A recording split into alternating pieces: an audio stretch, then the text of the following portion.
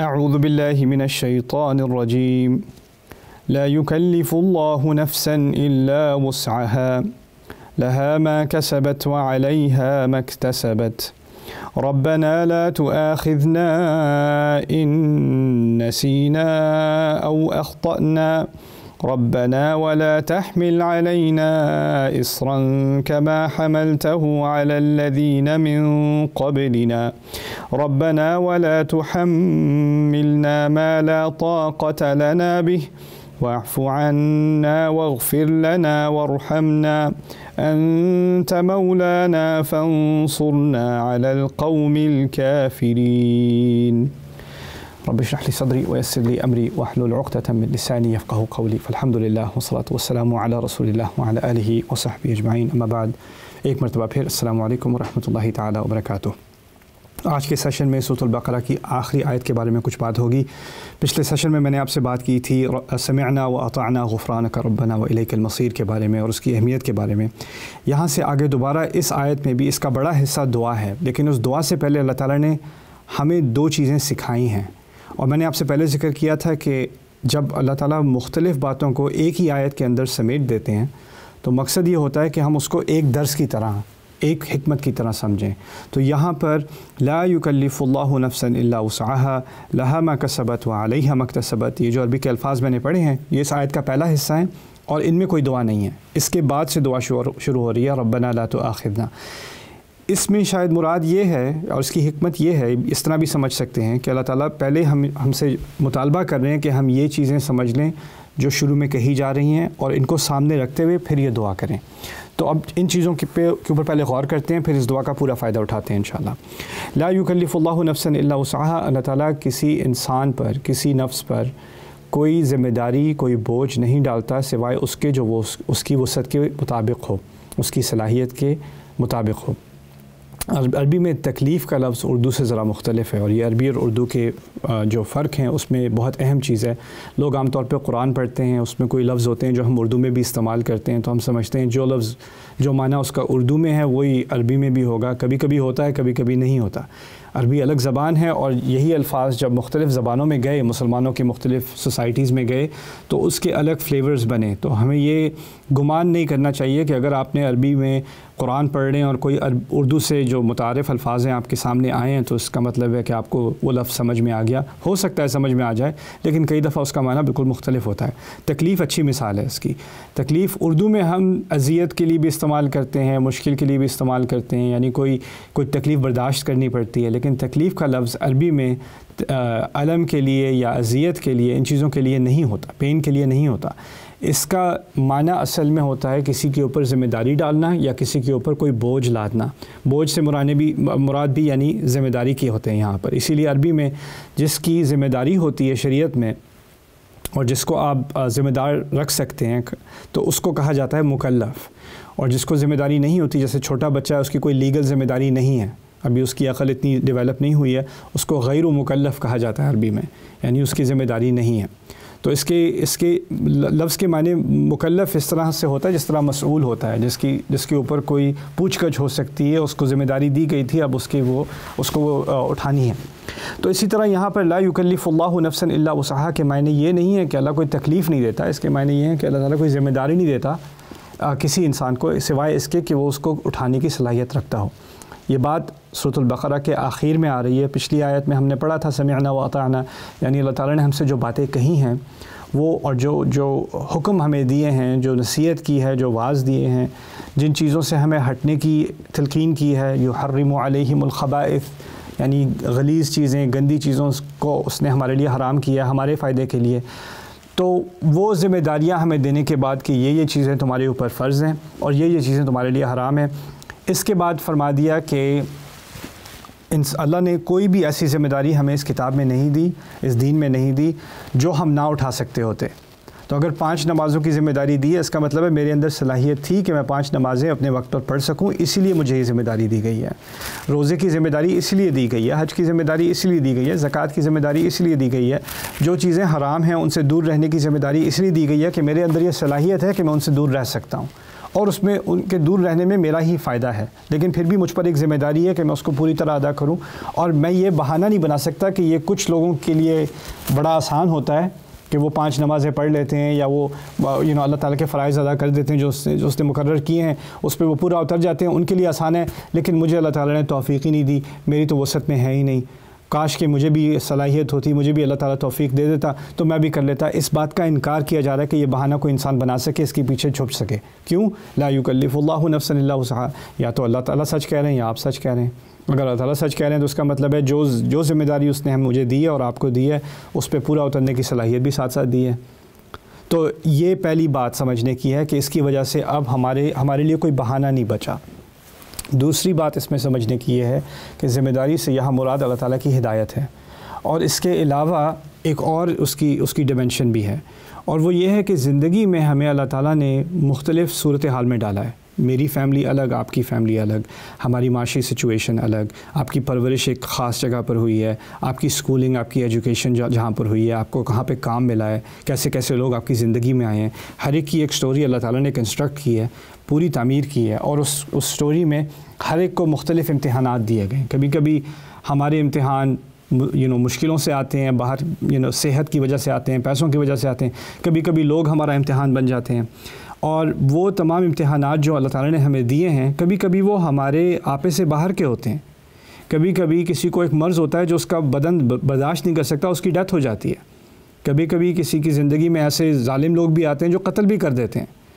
تو ایسا بھی ہوتا ہے. تو پھر اس کا مطلب کیا ہے کہ اللہ کو بوجھ نہیں ڈالتا، کوئی ذمہ داری نہیں ڈالتا سوائے اس کے کہ آپ اس کو سنبھال سکیں. کہنے کا مقصد یہ ہے کہ میری زندگی میں آسانی ہو یا مشکل ہو، جو قاعدے، جو پرنسپلز اللہ تعالیٰ نے مجھے دیے ہیں، جو بنیادی قوانین اس نے مجھے کہا ہے کہ ان کا تم نے لحاظ رکھنا ہے. سچ بولنا ہے، بددیانتی نہیں کرنی، خیانت نہیں کرنی، جھوٹ نہیں بولنا، دھوکہ نہیں دینا، غیبت نہیں کرنی، حسد نہیں کرنا. کچھ چیزیں، کچھ بنیادی پرنسپلز ہیں میرے کیریکٹر کے جو اس نے نازل کیے ہیں. وہ آسانی ہو یا مشکل ہو، وہ پرنسپلز کبھی ایسا ٹائم نہیں آئے گا کہ میں کہوں اب حالات بہت مشکل ہیں، اب مجھے حرام طریقے سے ہی نکلنا ہے، حلال طریقہ بند ہے میرے لیے، یا اب میری سچویشن ایسی ہے کہ اب مجھ پہ فرض مجھ سے نہیں اٹھایا جاتا. ایسا کبھی نہیں ہوگا. آپ کی سچویشن، میری سچویشن جتنی بھی مشکل ہو جائے، جو اللہ نے نازل کیا ہے، جو مجھے کرنا ہے، اور جس پرنسپل اور جن قاعدوں کی بنیاد پر مجھے اپنی زندگی گزارنی ہے، وہ ہمیشہ کے لیے ہماری صلاحیت کے اندر ہی رہیں گے. اور ہم صورتحال کو بھی بہانہ نہیں بنا سکتے.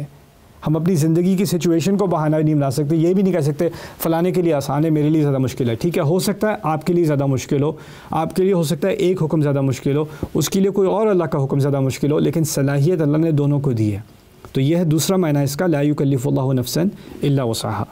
تیسری بات یہاں جو سمجھنے کی ہے، اس کا تعلق وسع سے ہے. وسع کے معنی صرف صلاحیت کے ہی نہیں ہے، پوٹینشیل کے بھی ہیں. اس کی میں آپ کو آسان سی مثال دیتا ہوں. اگر کوئی اسکول میں بچہ ہے جس کو بہت ہی ذہین ہے، میتھمیٹکس کا اسٹوڈنٹ ہے، میں اس کا ٹیچر ہوں، اور بہت ہی ذہین ہے، اور پڑھائی کیے بغیر، یعنی ریویو کیے بغیر، امتحان کی تیاری کیے بغیر امتحان میں آ کے بیٹھتا ہے، آرام سے اس کے 85 آ جاتے ہیں امتحان میں بغیر کسی مشکل کے. اور بچے مر کے پڑھائی کر کے مشکل سے ان کے 70 نمبر آتے ہیں. اس کو بغیر، یعنی آرام سے سوتا ہے رات کو، ویڈیو گیمز کھیل کے، کچھ پڑھائی نہیں کرتا، لیکن پھر بھی اس کے 85 آ جاتے ہیں. بہت ذہین ہے، بہت تیز ہے، ٹھیک ہے. لیکن میں اس اسٹوڈنٹ سے میں ڈس اپوائنٹڈ ہوں، میں اس سے خفا ہوں. میں اس سے کہتا ہوں کہ تمہارے 100 کیوں نہیں آئے؟ تو وہ دوسرے اسٹوڈنٹس کو دیکھ کے کہے گا اس کے تو 60 آئے ہیں، اس کے 70 آئے ہیں، اور آپ مجھ سے خفا ہیں، میرے تو 85 ہیں، میرے تو کلاس میں سب سے ہائی اسکور میرے آئے ہیں. میں اس سے کہوں گا تمہاری صلاحیت 100 کی ہے، تم نے اپنی صلاحیت استعمال نہیں کی، اپنا پوٹینشیل استعمال نہیں کیا، اس لیے میں تم سے خفا ہوں. اور وہ جو بچہ ہے جس کے 60 آئے ہیں، اس کی صلاحیت میں سمجھتا تھا اس کی 30 تک کی صلاحیت ہے، اس نے امپروومنٹ کر کے وہ اپنے آپ کو 60 تک لے آیا ہے. اس پہ تو مجھے بڑا فخر ہے، اس پہ ناز ہے مجھے کہ اس نے اتنی محنت کی، اتنی امپروومنٹ کی ہے. یعنی انسان اپنی صلاحیت کو پش کرے اور جتنا کر سکتا ہے ادھر تک پہنچ جائے. اللہ تعالیٰ نے ہم پر ایک ذمہ داری ڈالی ہے، آپ کے اندر کچھ ٹیلنٹ ڈالا ہے، کوئی پوٹینشیل ڈالا ہے، اور آپ پر ذمہ داری ڈالی ہے کہ آپ اس کے حساب سے زندگی گزاریں. یعنی میں یہ ذہنیت چھوڑ دوں کہ میرا جو کمپٹیشن ہے وہ میرے بھائی کے ساتھ ہے، میری بہن کے ساتھ ہے، یا میرے دوستوں کے ساتھ ہے، یا میرے کزنس کے ساتھ ہے، یا سوسائٹی کے ساتھ ہے. میرا کسی سے کمپٹیشن نہیں ہے. میرا اصل میں کمپٹیشن اپنے ہی پوٹینشیل کے ساتھ ہے. میں اپنے اندر جھانک کے دیکھوں میں نے جو کیا ہے کیا میں اس سے بہتر کر سکتا تھا. کیا اس سے زیادہ اچھا کرنے کی میرے اندر صلاحیت تھی اور میں اپنے آپ کو سستی میں میں نے اپنے آپ سے کم توقع رکھی, میں نے اپنا پورا پوٹینشیل استعمال نہیں کیا. اس کی بڑی انسپریشن دی اللہ تعالیٰ نے اس آیت میں, لا یکلف اللہ نفسا الا وسعہا, کہ میں پورا اتروں اپنی صلاحیت کے اوپر. میں اپنے اندر جھانک کے دیکھوں کہ اللہ نے مجھے کیا دیا ہے, کیا قدرت دی ہے, کیا ٹیلنٹ دیا ہے, کیا ذہن دیا ہے, کس چیز میں ایبلٹی دی ہے, اس کو پوری طرح میں لگا دوں. جس طرح اور مقام پر سورۃ الاسراء میں اللہ تعالیٰ نے کہا ہے, قل کل یعمل علی شاکلتہ فربکم اعلم بمن هو اہدی سبیلا. سب سے کہہ دو کہ اپنی شاکلہ, یعنی جس شکل پہ اللہ تعالیٰ نے آپ کو بنایا ہے, ایک خاص آپ کو شخصیت دی ہے, ایک خاص آپ کو ذہنیت دی ہے, ایک توانائی دی ہے, ایک ٹیلنٹ دی ہے, یونیک چیز بنایا ہے آپ کو, اس کے حساب سے تم اپنے آپ کو کام پہ لگا دو. یہ انسپریشن دی اللہ تعالیٰ نے ہمیں. تو یہاں پر لا یکلف اللہ نفسا الا وسعہا کے بارے میں کچھ بات ہو گئی. پھر آگے چلتے ہیں, لہا ما کسبت وعلیہا ما اکتسبت. یہ بھی بڑی عجیب تعبیر ہے, بڑی خوبصورت تعبیر ہے قرآن کی. اللہ تعالیٰ کہتے ہیں اس کے فائدے میں, یعنی ہر نفس کے فائدے میں وہ جائے گا جو اس نے کمایا, اور اس کے نقصان میں وہ جائے گا جو اس نے کمایا. لہا ما کسبت وعلیہا ما اکتسبت, لہا فائدے میں, علیہا نقصان میں. تو ہمیں سمجھ میں آتا ہے کہ فائدے میں وہ چیز جاتی ہے جو کمائی جاتی ہے. نقصان کیسے ہوتا ہے کسی چیز کے کمانے سے؟ ہم کہتے ہیں تب, یعنی ہم محاورے میں استعمال کرتے ہیں گناہ کمانا, لیکن یہاں کیا بات کہی جا رہی ہے, اس میں بڑی گہرائی ہے. اس میں سمجھ لیں اس طرح کہ انسان سمجھ رہا ہوتا ہے کبھی کبھی کہ وہ اپنے لیے اچھائی کما رہا ہے, اپنے لیے فائدہ کما رہا ہے, لیکن اصل میں کما رہا ہوتا ہے اپنے لیے مصیبتیں. جس طرح تعالیٰ ایک اور مقام پر فرماتے ہیں, ان الذین یأکلون اموال الیتامی ظلما انما یأکلون فی بطونہم نارا وسیصلون سعیرا. جو لوگ یتیموں کا مال کھاتے ہیں ظالمانہ طریقے سے, وہ لوگ اپنے پیٹوں میں آگ بھر رہے ہیں. یعنی ان کو بظاہر لگتا ہے کہ وہ پیسے کما رہے ہیں, لیکن اس کی حقیقت کیا ہے کہ وہ اپنے پیٹ میں اپنی ہی تباہی ڈال رہے ہیں. اس کی میں ایک اور آسان مثال دے دیتا ہوں آپ کو. فرض کریں کسی نے آسان طریقے سے پیسے لینے, اس نے لوٹنا ہے, کسی دکان میں جا کے, اس نے گروسری اسٹور میں جا کے کیشیئر کے سامنے پستول رکھی اور اس کو وہ لوٹ رہا ہے. اس کے ذہن میں ہے کہ بڑی جلدی میرے بہت آسانی سے پیسے بن جائیں گے, کوئی کام کرنے کی ضرورت نہیں پڑی. اس کو اس بات کا احساس نہیں کہ سیکیورٹی کیمرہ دیکھ رہا ہے اور پیچھے باہر پولیس والا کھڑا ہے, اس نے اپنا سائرن بھی آن نہیں کیا. وہ بس انتظار میں ہے کہ یہ بچہ باہر آئے تو اس کو جیل میں ڈالا جائے. اس کے ذہن میں ہے کہ میں پیسے کما رہا ہوں, لیکن حقیقت کیا ہے کہ وہ جیل ٹائم کما رہا ہے. تو ہم کبھی کبھی ایسی حرکتیں کرتے ہیں جو ہمارے اپنے لیے مصیبتیں کماتا ہے. اس کا ایک پرنسپل بھی آپ سمجھ لیں کچھ منٹ, 1-2 منٹ میں. وہ یہ کہ اللہ تعالیٰ نے ایک قانون بنایا ہے, ایک فطرت بنائی ہے دنیا میں. وہ کیا ہے کہ آپ نے پہلے مشکل سے گزرنا ہے, پھر آسانی آتی ہے, اور اگر آسانی کا راستہ چوز کرنا ہے تو بعد میں جا کے مشکلیں آئیں گی. جس نے ورزش کرنی ہے, جس نے صبح اٹھ کر محنت کرنی ہے, پڑھائی کرنی ہے, بچے نے پڑھائی کرنی ہے, جس نے اپنے کام پہ پوری ذمہ داریاں پوری کرنی ہیں, اس کو آگے جا کے پروموشن ملنی ہے, اس کی زندگی میں آسانی آنی ہے اس کی وجہ سے. جس نے اپنے کھانے کے معاملے میں اپنے ساتھ ڈسپلن کا اہتمام کیا, اس نے ٹھیک طریقے سے کھانا کھایا, خراب چیزیں, نقصان دینے والی چیزیں نہیں کھائیں, اسموکنگ سے دور رہا, ان آسانیوں کی طرف نہیں گیا, اس نے آگے جا کے اپنی زندگی میں آسانی پیدا کی ہے.